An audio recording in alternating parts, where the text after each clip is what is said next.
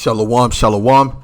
First and foremost, I want to give all praises, glory, and honor to Yahuwah, Bahasham, Yahweh Shai, Bahasham, Rachak with Dash.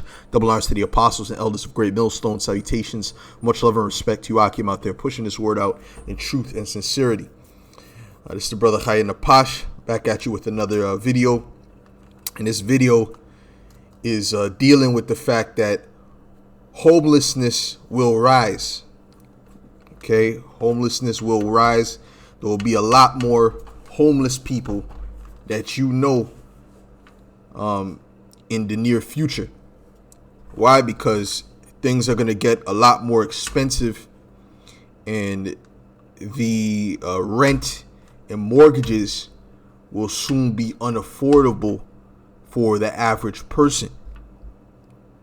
Okay, and this is all being set up by Yahuwah Bahasham Yahweh Shai for the purpose of judgment. Okay, and he's using these elites, these devils on the left hand side, to execute his judgment, because they're known as the sword of the Lord. Excuse me, Salaki. They're known as the sword of the Lord on the left hand side. Okay, now what I'm going to do is I'm going to play this video. Okay, and then we're going to get into some scriptures to show you things are getting serious. And it hasn't even really begun yet, you know. You see the gas prices, they're going back up, right? Yeah, because people thought everything was all good, but they're going to see when all these things come to pass and all these things start to really culminate, all right, they're going to be in a very pitiful case. Okay, so I'm going to play this video real quick. Home prices are cooling at their fastest pace in history. Home buyers are cancelling contracts as mortgage rates hit 70%, leading to the worst home affordability crisis in 40 years. And unlike the mainstream media is trying to tell you, supply is increasing, inventory is rising, while at the same time mortgage demand is absolutely collapsing. Borrowing capacity has been slashed in half, and this has initiated phase 2 of the housing market crash, which has already begun. I'm going to show you how big the crash is going to be and when it will bottom, so you can get ahead of the Wall Street hedge funds and finally buy that dream home you've always wanted to buy, or start investing in real estate for rock bottom prices. So I'm going to show you 7 indicators that prove that the housing market is crashing, with indicator number 7 being the most severe. So let's get straight into it. Wow, look at this, everyone. Home prices have cooled in July look at this, its fastest rate in history, according to the S&P Case-Shiller Index. Hear that? This is the fastest housing market U-turn we have ever witnessed in history. So guess what? It is worse than 2008. And we're starting to break record after record, and not the good records. Reports on the ground from real estate agents that are saying the market is changing so rapidly. Literally, the market today is very, very different compared to just 3 weeks ago with how fast mortgage rates are rising. Another recent report from the National Association of Realtors showed home prices softening dramatically from June to July, and we're going to get new data for September and October, which will be much, much worse. You see, when home prices stop going up at a certain rate, right, and they start coming down at a certain rate, that's showing you that it's leading to a crash. Okay, and all these people that invested their life, to get a house, because the way you build wealth, one of the main ways is through property, right? So they got a house and they're expecting the house, they put all that investment in the house, and they expected the house to be worth X amount of money, by the time they got to a certain age, or maybe they could pass it down to their children. It'll be worth X amount of money. Well, coming to the times we're coming to, that house is going to be worth even less than what you bought it for.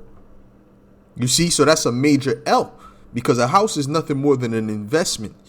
Okay, so that's a major L for these people, especially these people who see themselves having a future in this place. Okay, they're going to realize that there really is no future in this place. So now let me get some scriptures. Okay, let me get some scriptures.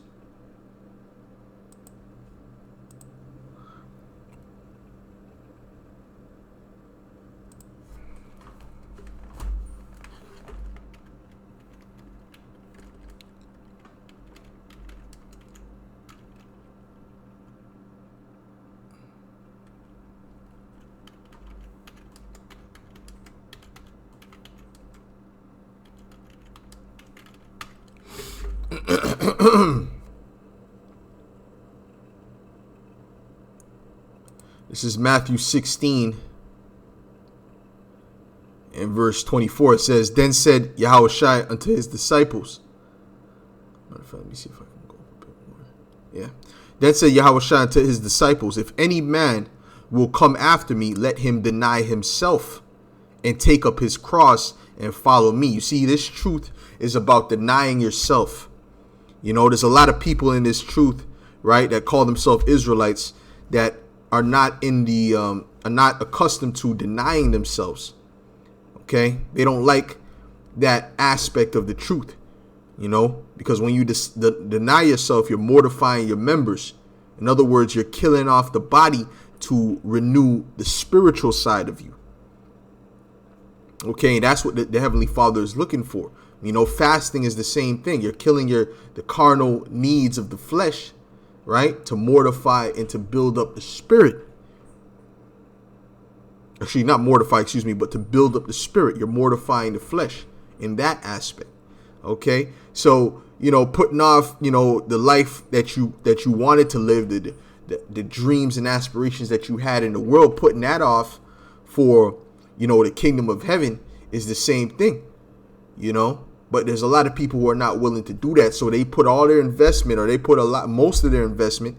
You don't have to even put all of your investment. If you put, you know, if you say, you know, in case this Israelite thing doesn't work out, in case the Yahuwah doesn't come back in such and such time, I'm going to go prepare a life in this world. You know, that's already too much. Okay? That's already too much. Although you have to get your daily bread and you have to, you know, you got to do things. You know, if you come up and you do things to come up, there's nothing wrong with that. But I'm saying in the aspect of, you know, in case Yahuwah doesn't come back, if you have that mindset, well, you're not really in the truth. Okay? It says, for whosoever will save his life shall lose it, and whosoever will lose his life for my sake shall find it. Okay, so you got to lose your life for the sake of Yahuwah, man. Okay, you got to lose what you thought you had in the world for the sake of Yahuwah, because this world is BS, man. There's really nothing in this world. Okay, there's nothing in this world. This world is coming to an end, you know. So the Lord is showing us more and more that really we didn't lose out on anything, you know, because this world is vain. It's temporary. It's polluted. You know, matter of fact, let me get Micah. But first, let me finish this off. It says, for what is a man profited if he gain the whole world and lose his own soul? Like Kanye, right? Like Jay-Z, all these people that sold their soul, all of our people that sold their soul to this devil, okay, to get their riches. Guess what? They're going to have to vomit all of that up. You know, that's not going to profit them in the times to come, in the days of wrath. Okay. Or what shall a man give in exchange for his soul? So let's get Micah 2 and verse 10.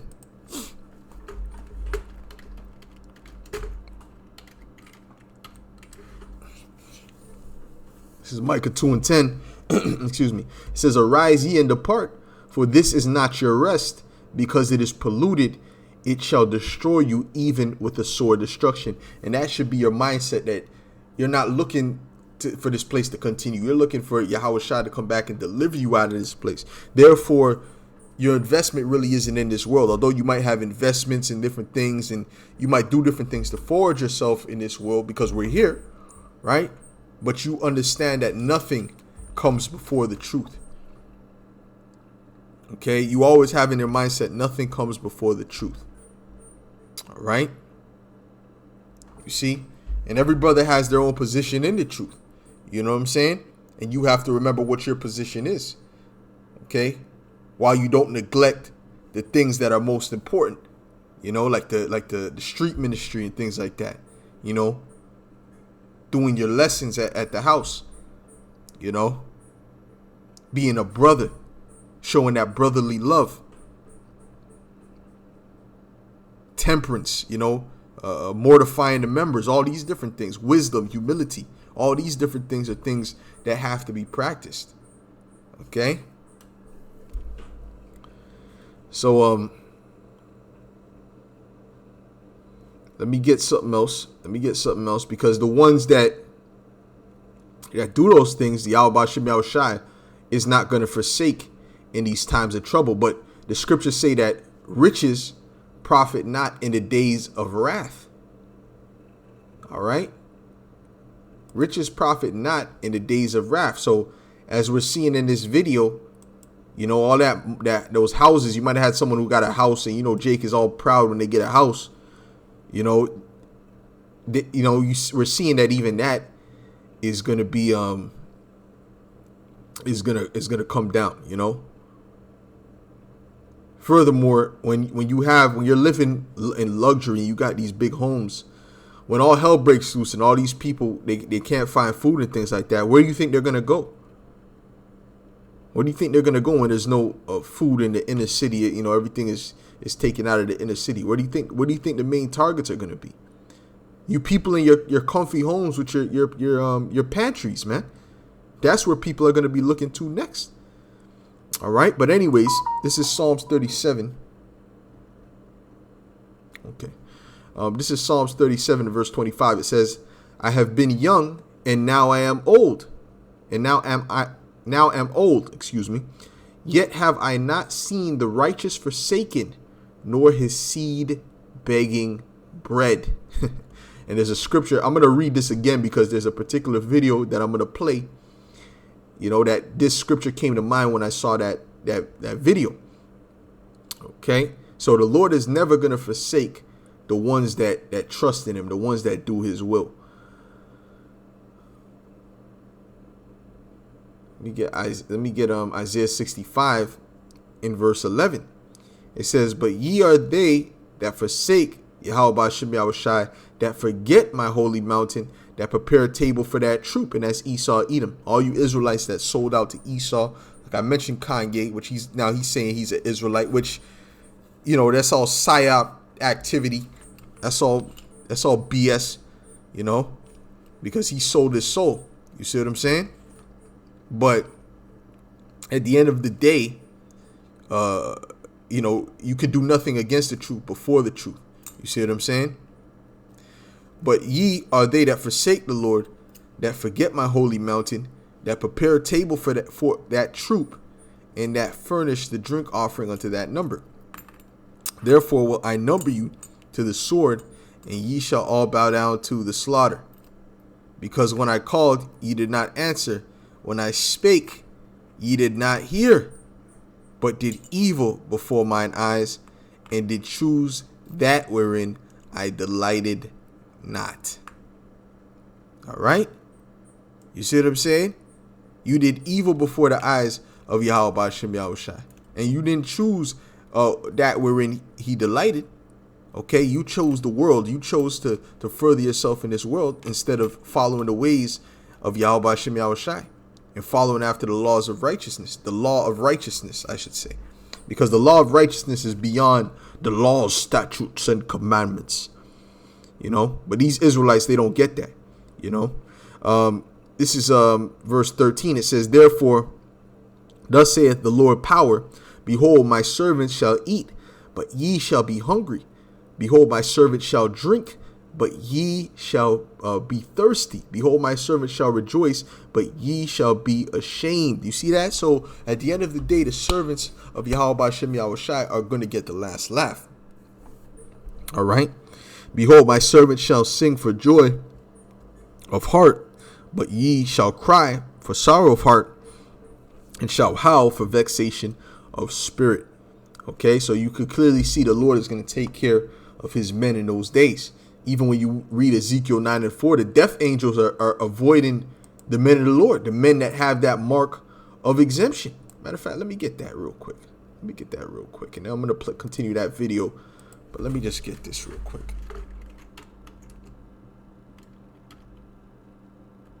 You know what? I'm going to start up a bit. I'm going to start up at 2. Okay. This is Ezekiel 9 and verse 2. It says, and behold, 6 men came from the way of the higher gate, which lieth toward the north, and every man a slaughter weapon in his hand. And this is speaking about the angels. These are angels. Okay. And one man, all right, one of the angels among them was clothed in white and clothed with linen, with a writer's inkhorn in his by his side, and they went in and stood beside the brazen altar. And the glory of the Most High of Israel was gone up from the cherub whereunto he was to the threshold of the house.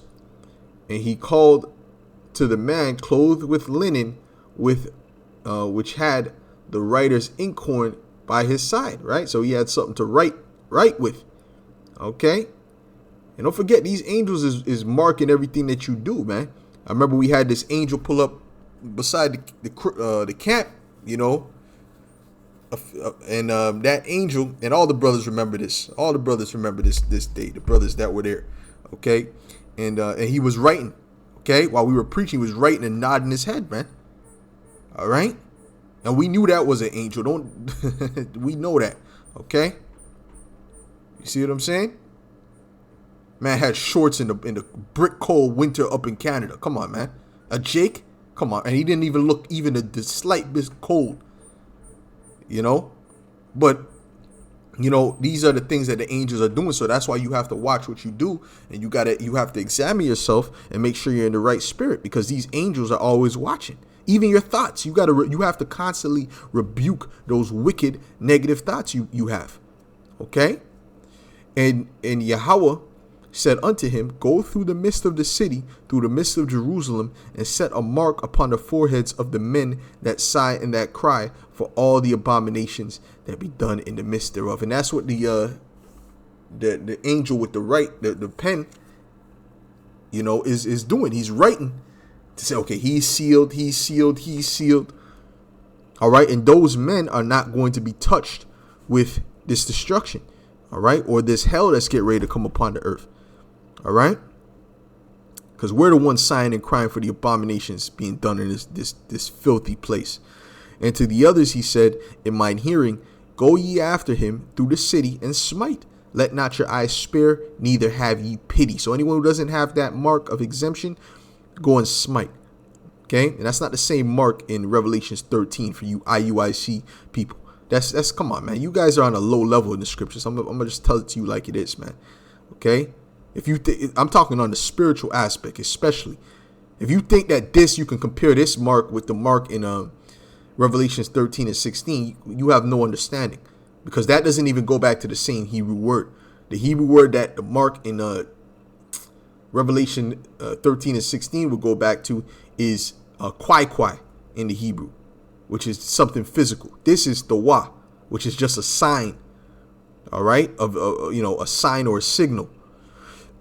Anyways, it says, slay utterly old and young, both maids and little children and women. And you women are going to suffer, man. Even with this whole homelessness thing, right? Who is going to suffer the most? Who is it going to hit the worst? You women.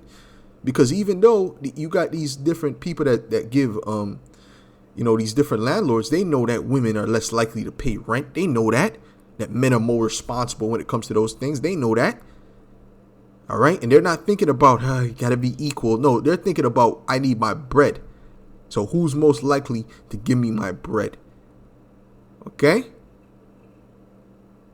It says, but come not near any man upon whom is the mark, and begin at my sanctuary. Then they began at the ancient men which were before the house.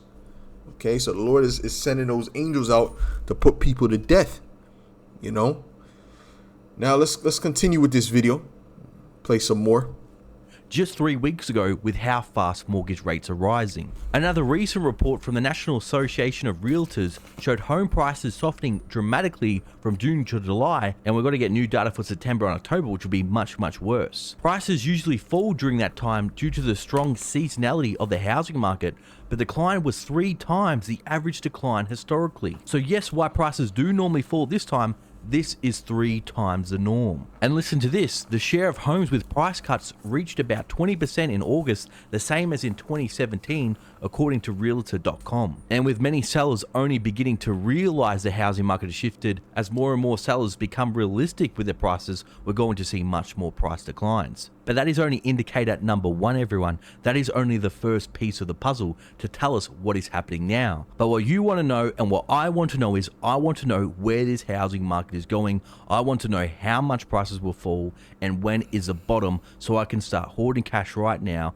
for the perfect opportunity. Another very, very alarming trend, everyone. Home purchases are getting cancelled at their highest rate since 2020. Now 2020 was unprecedented, so it's going to be very hard to top that, but we're coming very, very close, and I do think we will exceed that. Now, to think how extraordinary that is, the housing market cancellations are going to exceed what we had during a pandemic. And the reason they're pulling out is because, one, for example, when they've gone to buy the home, they thought, okay, maybe I could afford it with mortgage rates at 4 or 5%, but mortgage rates have risen so rapidly, now with mortgage rates at 7%, they can no longer afford to buy these homes, and they're going to have to downsize or look elsewhere. But not only this, some buyers are thinking, hey, wait a minute, I'm starting to see more inventory come on the market, I'm starting to get some more options now, so maybe I'll pull out of this deal and I'll buy this home. Or what many home buyers are thinking, 59% of US home buyers are saying they think the housing market is going to crash, so maybe they're pulling out of the deal now and saying, look, maybe I'll wait 6 to 12 months and I'll get this home for $100,000 or $200,000 cheaper, which would be a smart decision. So that's indicator number 2, everyone. But look at how bad things have gotten with indicator number 3. Look at this chart, everybody. This is home price to medium household income. So this is pretty much the price of homes, or how much... Salakia. So his computer is all bugged out. Salakia. I was trying to stop it before. I'm going to bring it back a bit. All right. But he said that it went up to from 3-4% to about 7% interest rate. So so at the end of the day, that's going to increase their monthly, what they have to give out monthly. You know, and I believe he does a calculation on that, which is a big difference, man. A big difference. So like I said, these people are not going to be able to afford, you know, to pay their rent, to pay their mortgage in the near future. Because guess what? If you're I pay rent. Well, guess what? Your landlord is paying mortgage. So if his mortgage has gone up drastically, what do you think is going to happen to your rent? Okay, just put 2 and 2 together. But this is what's getting ready to happen, and that's going to lead to a lot of different things. And not only that, but you have that, and then you're going to have the food prices going up. You're going to have the gas is going up right now. All right. So, you know, and all these different things that are going to go up. So what else do you think is going to happen? All right. Yahuwah Shemi Shai is setting up a perfect storm for this place, man. Okay. Judgment is on the horizon, man. All right. So we're going to continue playing this.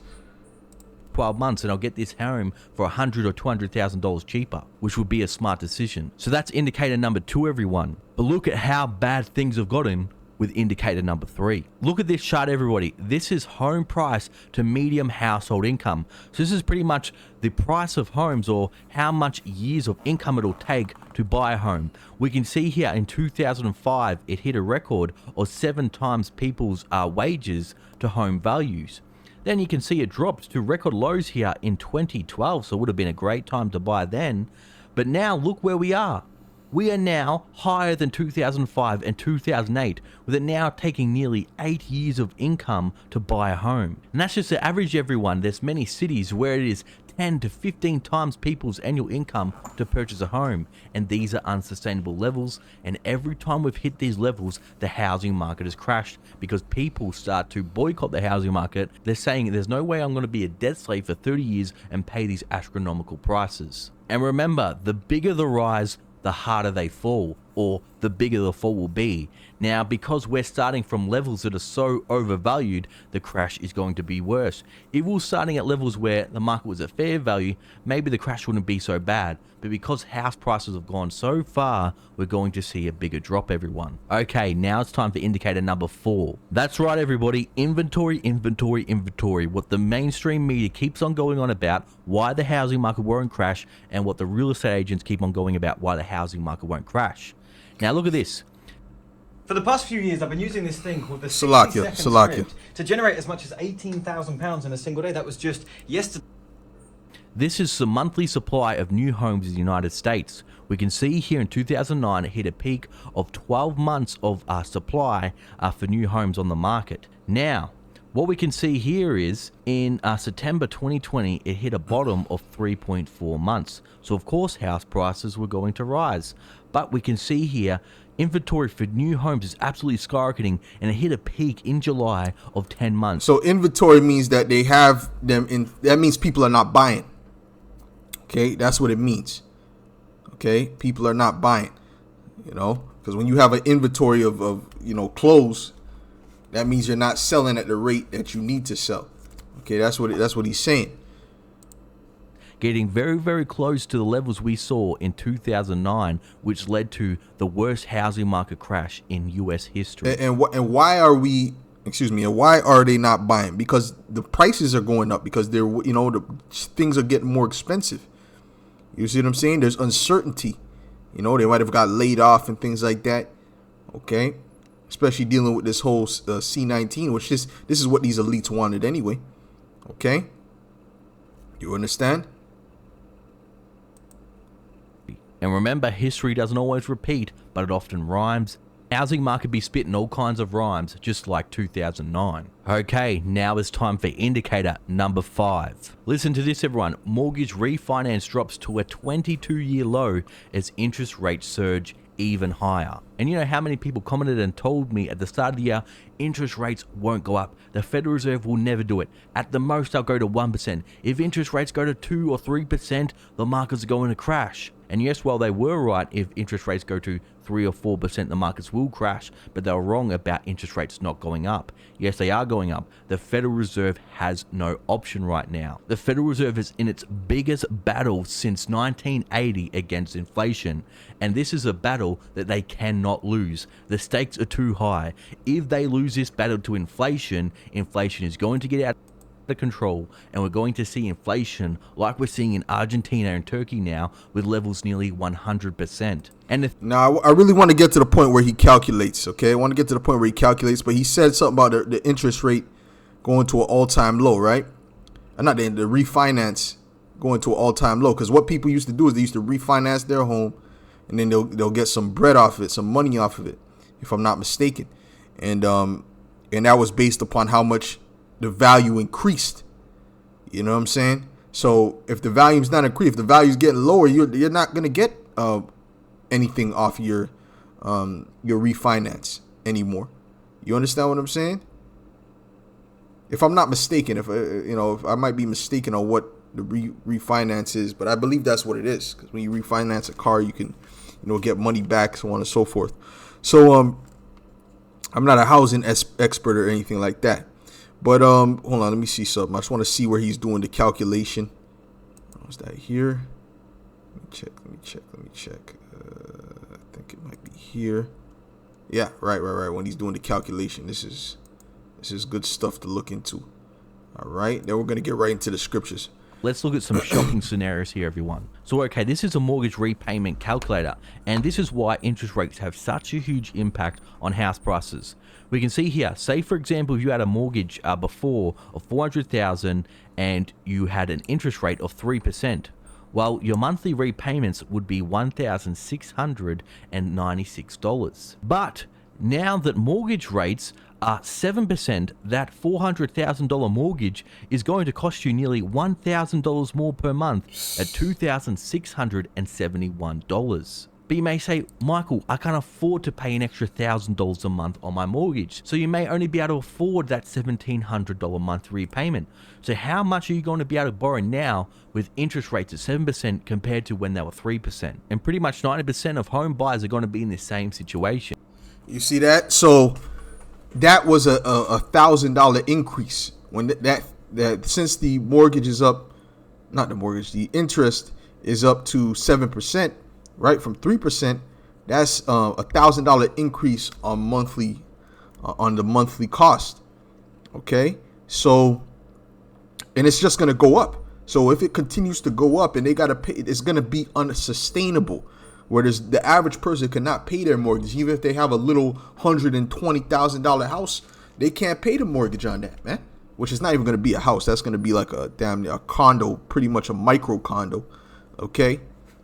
Depending on where you live, that's pretty much a micro condo, pretty much anywhere at this point. All right. Now, they're not going to be able to sustain, to afford that, man.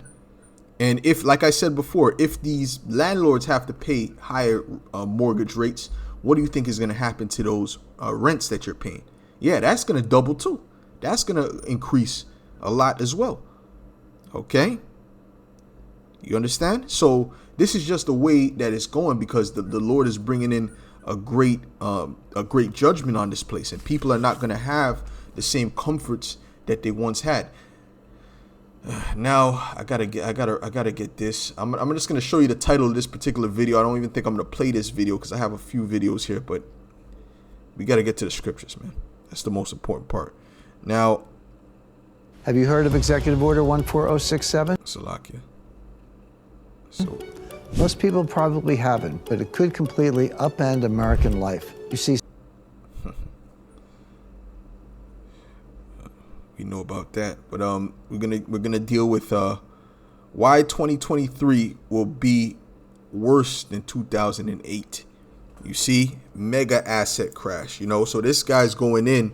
This asset crash is about to get worse, much worse. I'm talking even worse than 2008, because when I take a look at the combined value of the US housing market and stock market, I see that they're valued at over $80 trillion right now in the fall of 2022, which is absolutely insane, because the size of the US economy, the GDP of America, is only $25 trillion. So literally asset prices are 3 times higher than the size of our economy, indicating that we have another 30%, 40%, maybe even 50% to go in this market crash. And the problem right now for stock owners and homeowners and those who have a lot of assets is that as the Fed increases interest rates, that is going to incrementally degrade the value of their asset. Because the important thing to understand about all the value you see across the US economy today, whether it's stocks, housing, crypto, cars, you got to understand that those valuations were all based off artificially low interest rates, an artificially low interest rate environment that lasted for the last 20 to 25 years. As you can see on this graph, interest rates have just continually been going down over the last 3 to 4 decades. We're basically close to zero for much of the pandemic, and that's what created the asset price bubble. As you can see on this graph, they're inversely related. The more that interest rates went down, the more that asset prices went up. But now that interest rates are starting to go up, we're seeing the asset prices go down. And what's that going to do? That's going to further destroy the middle class, because they have their little assets and things like that. So they have a heads up on the completely poor of our people. Okay. But guess what? Those assets that you have, they're crashing. Okay. Because of the interest rates. Because why? Because this place, this money system, let me show you something. Let's get Proverbs, man. This money system is all a sham. Okay. And it is wicked. All right. This is Proverbs 11:1. It says, a false balance is abomination to Yahuwah, but a just weight is his delight. And this whole system that they built, this digital system, this debt-based system, this this money this paper money that's not backed by any assets, okay, that's a false balance. And this is why these things are happening, where it can just tip the scale and things like that, because it's a false balance to begin with. It's not real money, it's really deception, it's fraud. Diverse weights are an abomination unto Yahuwah, and a false balance is not good, right? And it started with that's Proverbs 20:23, and it started with Roosevelt, and then Nixon came and sealed the deal in America when it came to that gold standard. All right, they took that away, started confiscating gold and all these different things and giving you these paper notes. And it started where you can buy an ounce of gold for $20. But now how much paper notes do you need to buy an ounce? You need like a 1,300 or something like that. So that's showing you that the money that you have is not real money. And they took the true assets from you, which is gold and silver. All right. And they gave you that paper money and things like that. So this is how this devil operates. He's a damn devil. Okay. He's conniving. He's a serpent. He's subtle. But he'll come and he'll paint it to you like it's like if he's just trying to help you, like, like he always has your best interests at heart. You know, this is Isaiah 10:1. It says, "Woe unto them that decree unrighteous decrees, and that write grievousness which they have prescribed, to turn aside the needy from judgment, and to take away the right from the poor of my people, that widow." See, because the Lord's only concerned with his people, which are the Israelites. All right, the rest of you heathen, well, tough titty. All right, that widows may be their prey, and that they may rob the fatherless. Okay, and now so clearly you see that these devils are doing that. Now there's a couple scriptures I have here. This is Amos 9:13. It says, behold the days come, saith Yahuwah, that the plowman, all right, which is the working class, shall overtake the reaper, which are you elites, and the people that own these different corporations and things like that. And the treader of grapes, him that soweth seed, and the mountains shall drop sweet wine, and all the hills shall melt. Because guess what? There's going to come a point where these politicians are not just going to be able to just be out in the open. And the ones that are able to be touched, that people know where they live and things like that, it's not going to go well for them. Okay? I'm going to tell you right now, this is all biblical prophecy, man. And we're not going to do anything. We're just sitting back and watching prophecy being played out. All right? Because you remember what happened out there in Sri Lanka. You see how they dealt with him. You remember Mussolini? You see how he got dealt with? All right, the monarchs in the French Revolution. You see, we're coming to that time. We're coming to that point in history, man, where these people are seeing and understanding that they're getting screwed over, man. Okay, matter of fact.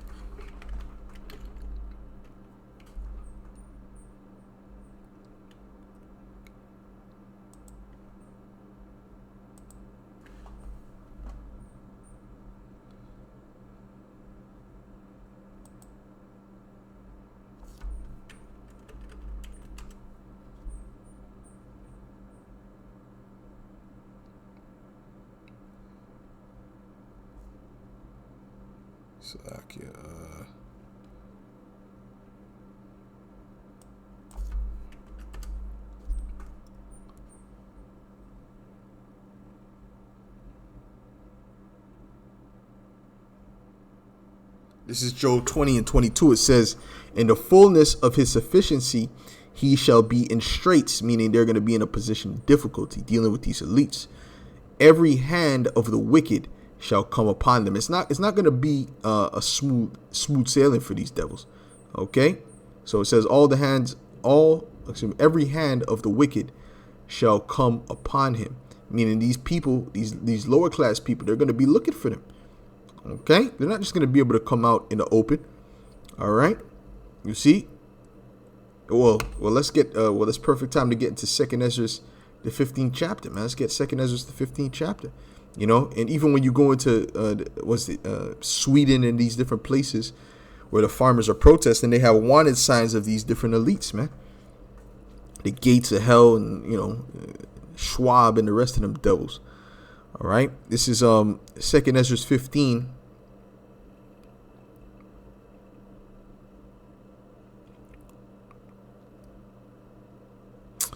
And I'll just start at verse 14. It says, woe to the world and them that dwell therein, for the sword in their destruction draweth nigh, and one people shall stand up to fight against another, and swords in their hands.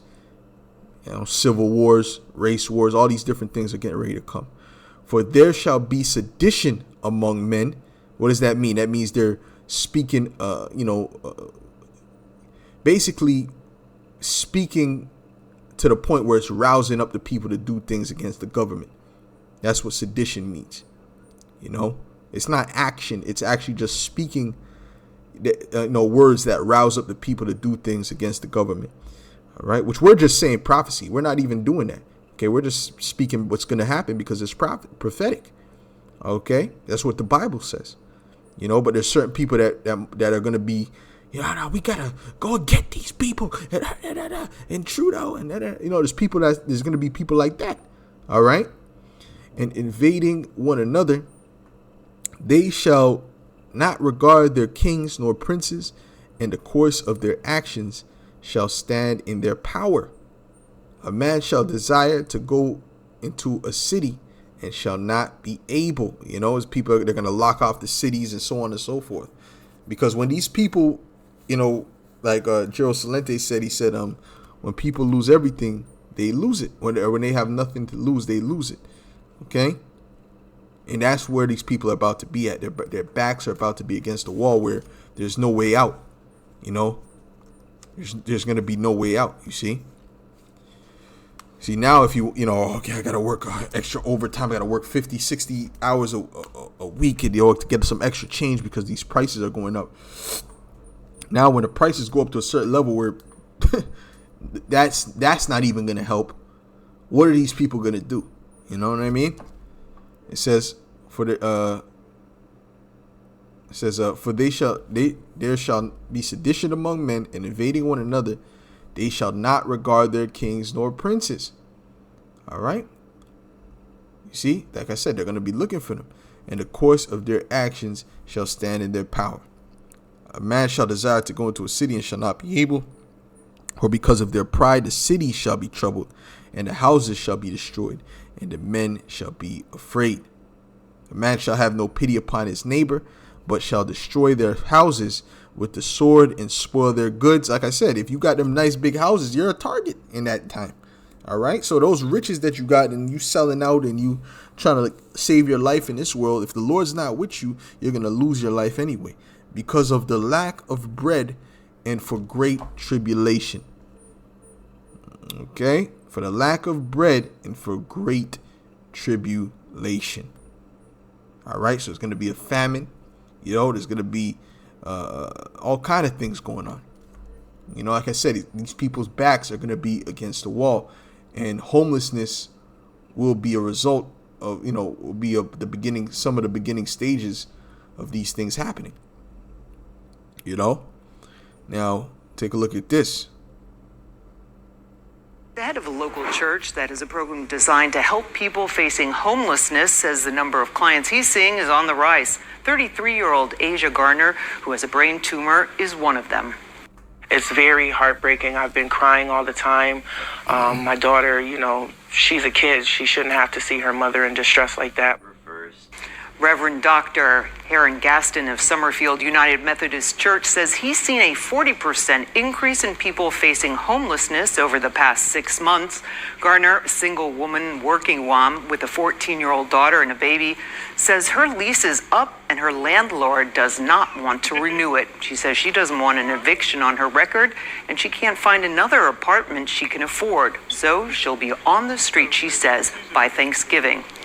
I have PTSD behind being in fear of being homeless again. It's happened too many times. I've slept in the car with my kid before. She's paying her rent on time, never delinquent, have done and taken steps to go through programs so that she can continue to be self-sufficient. And then she's being punished for doing all of the right things. That's just unfair. Garner says she undergoes treatment for her brain tumor. She's supposed to avoid stress. The family's starting a GoFundMe to help them get into a new place. We have details for you at news12.com. Hey, so you see where these things are going, and also, and I'll say this too, when that crash hits in the housing market, Salakia, it's really going to be bad for those that invested in their homes and things like that. And they have different properties and things like that, because they're going to lose a lot of their investment, a whole lot of their investment.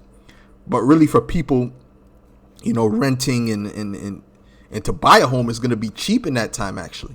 Okay. But now you see rents going up and things like that. But guess what? In that time, when the thing actually crashes and hits rock bottom, the people that are going to really be suffering are those that were so-called in the middle class and they had their homes and things like that, because they're trying to do away with the middle class. Okay. And these are just parts of the birth pains, and there's going to be worse things on the horizon. Don't forget, the food prices continue to rise. All right. See, and they see gas prices are rising back up. So, with that, I want to give all praises, glory, and honor to Yahuwah, Bahashem, Yahweh Shai, Bahashem, B'chakwadash. Double honors to the apostles and elders of Great Millstone. Salutations, much love and respect to you. I came out there pushing this word out in truth and sincerity. Shalom.